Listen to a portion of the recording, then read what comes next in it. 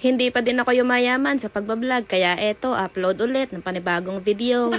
Sabi ko sa inyo, hindi ko talaga kayo tatantanan hanggat hindi ako sumasahod. Naumpisahan ko na, kaya tuloy-tuloy na to. Subok lang ng subok. May kasabihan nga, try and try until you die. Hoy, hindi ganun. Kaya eto, napahanap na naman nga ako ng pwedeng ayusin dito sa bahay namin. Napansin ko kasi na mahilig kayo sa ayos-ayos at pagpapaganda ng bahay. Kaya eto naman ngang pinto ng kwarto namin ang pagdidiskitahan ko ngayon. Nagtataka siguro kayo bakit nasira yung pinto namin. Kilala ko kayo, oy, mahilig kayo sa chismis. At dahil marites kayo, sige na nga, isi-share ko na kung ano ba talaga nangyari sa pinto namin. Ang totoo niyan, resulta yan kapag kami nagaganap na World War III dito sa bahay namin.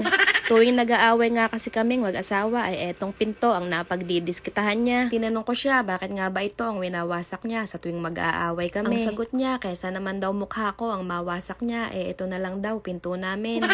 Aba, tama nga naman. May punto naman nga ang loko. Pero ganyan lang naman talaga kami. Mag-aaway pero maya-maya, bati na uli. Parang mga bata nga lang. Away bate, away bate. Ang maganda lang din pagkatapos ng away masarap nga daw ang kasunod na mangyayari. Hoy! Masarap kumain. Kayo naman, oo.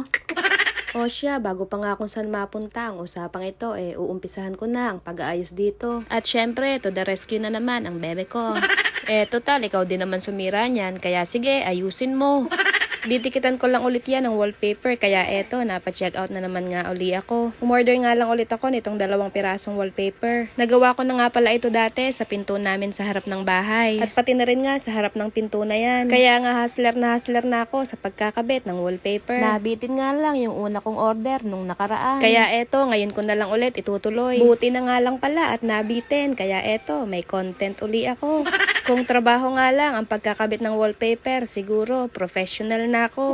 Sa sobrang galing ko na nga sa pagkabit nito, baka above minimum na nga ang sweldo ko. O siya, sa kadadaldal ko nga, nakatapos na pala ako magdikit dyan ng isang wallpaper. Di nyo alam, dinadaan ko lang kayo sa kwento para humaba itong vlog ko. O diba, para-paraan lang yan. Maya-maya pa, makakabuo na ulit ako ng isang video.